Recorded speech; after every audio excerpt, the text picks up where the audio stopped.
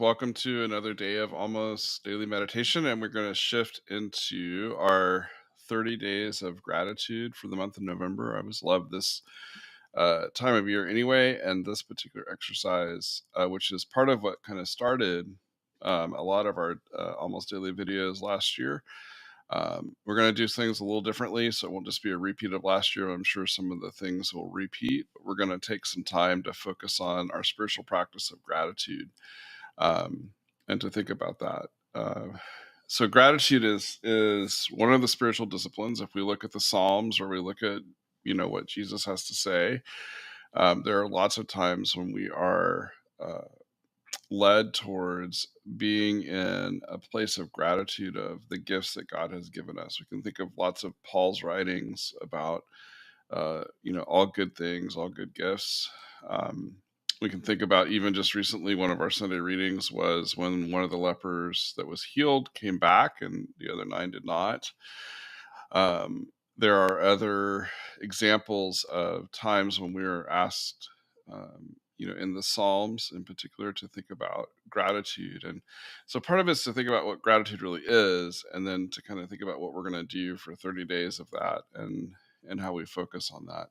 One of the people who studies gratitude, a guy named Robert Emmons, writes that gratitude is the affirming goodness in one's life. And then the second one is recognizing that the source of the goodness lies somewhere else outside of us.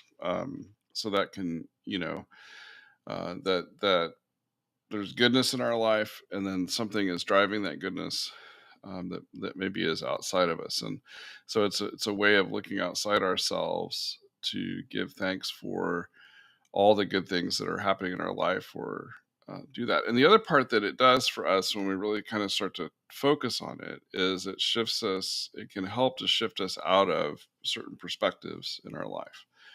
So we're going to talk about some different exercises you can do. One of them, which I always encourage during this time, but I actually encourage all the time, is the idea of a gratitude journal, which is that you write 5 to 10 things down every day that you're thankful for, or grateful for, and spend some time reflecting on those.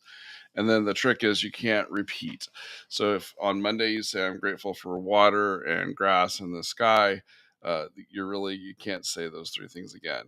And that's part of the trick of the exercise, is you have to begin to really look for things to be grateful for.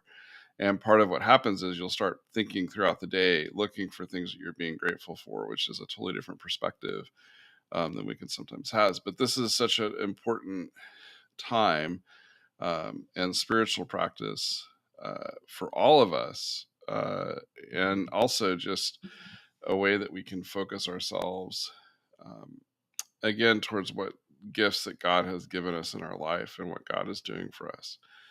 Thomas Merton writes, one of the most important and most neglected elements in the beginning of the interior life is the ability to respond to reality, to see the value and the beauty in the ordinary things, to come alive to the splendor that is all around us. I really love what he has to say here. And of course, when he's referring to that interior life, it's talking about the spiritual life or prayer life. But responding to reality, seeing value and beauty, and coming alive to the splendor of what's around us. And that is such an inviting place to walk into and to be. And so the first thing I want to do is just ask if you would make some comments on Facebook or YouTube, if you're following along with this, and just let people know something that you're grateful for today, something that you're grateful for in your life, in the world around you, in the different things that God is doing. Just try to find one thing that you can be grateful for today. And if you wouldn't mind, take a few minutes and post on the comments, and then we'll see you tomorrow. God bless, and have a great day.